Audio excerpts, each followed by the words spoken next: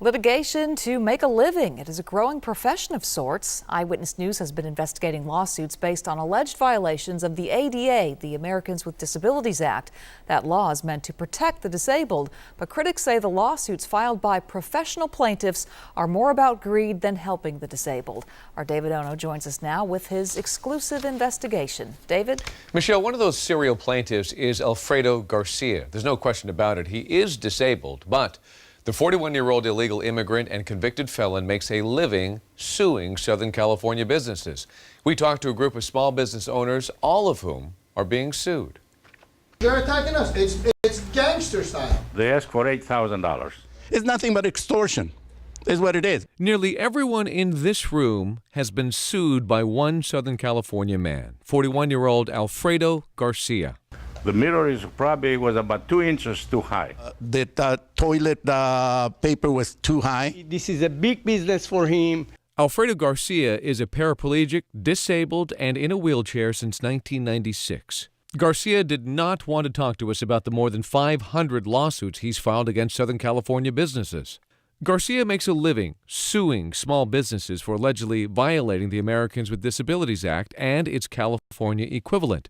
That means Garcia's days are spent going from business to business, looking for violations like a bathroom mirror or a paper towel dispenser that's too high. The Americans with Disabilities Act is not a new law. Morse Murbon is Garcia's attorney. It's been 20 years since this law went into effect, and they've had ample opportunity to bring their premises into minimal compliance. So is Garcia a crusader for the rights of disabled people, or is he just out for a quick buck? It depends on who you ask. Everything revolves around money. Ramiro Arvizu and Jaime Martin del Campo own La Casita Mexicana in Bell. We knew right away it was a scam and was something like he just wanted to get some money. Garcia sued La Casita, saying its bathroom mirror was too high. And this is the mirror that caused pain and suffering to that individual. Garcia claims he ate at La Casita 4 times, but surveillance video from those 4 dates shows no one in a wheelchair visiting the bathroom, which, by the way, has this full-length mirror attached to the door. Garcia was shown this surveillance video, but he did not even recognize the restaurant as being La Casita. Garcia and his attorney quickly agreed to drop the case. Mr. Garcia targets small mom-and-pops type businesses. Paralegal Daniel Munoz helped defend the La Casita case and investigated Garcia's background. Mr. Garcia became disabled because he fell out of an avocado tree while intoxicated. Mr. Garcia has felonies, one for selling weapons, one for selling crack, one for vehicular burglary. And in this 2009 sworn deposition, Garcia admits to violating his probation by snorting cocaine and smoking pot.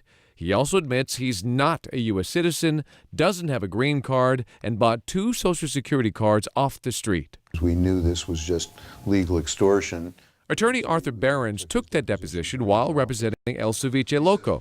During a break, Garcia asked to use the restroom at Behrens' office. He came in and used the men's room, but the real purpose of it was to measure our sink and the toilet height and the height of the safety rails for the handicap, just determine if he could find a violation. Garcia then filed a lawsuit against the attorney as well. Garcia later dropped the case. No one disputes the value of the Americans with Disabilities Act, but some say plaintiffs like Garcia aren't acting in the spirit of the law. You're seeing someone whose full-time job, if we can call it that, is to sue.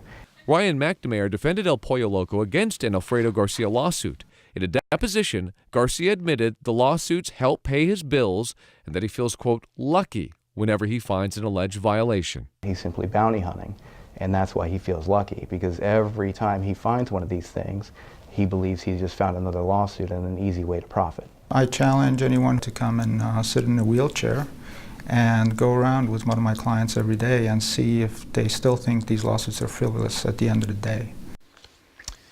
Garcia's attorney, Morse Murbon, specializes in this type of litigation. He has a roster of clients who all file similar ADA-related lawsuits. And we'll have more on that tomorrow night at 11 o'clock, plus a closer look at why these serial plaintiffs don't always have to pay the court fees associated with filing lawsuits. It's your tax dollars funding these lawsuits. Mark, Michelle, back to you.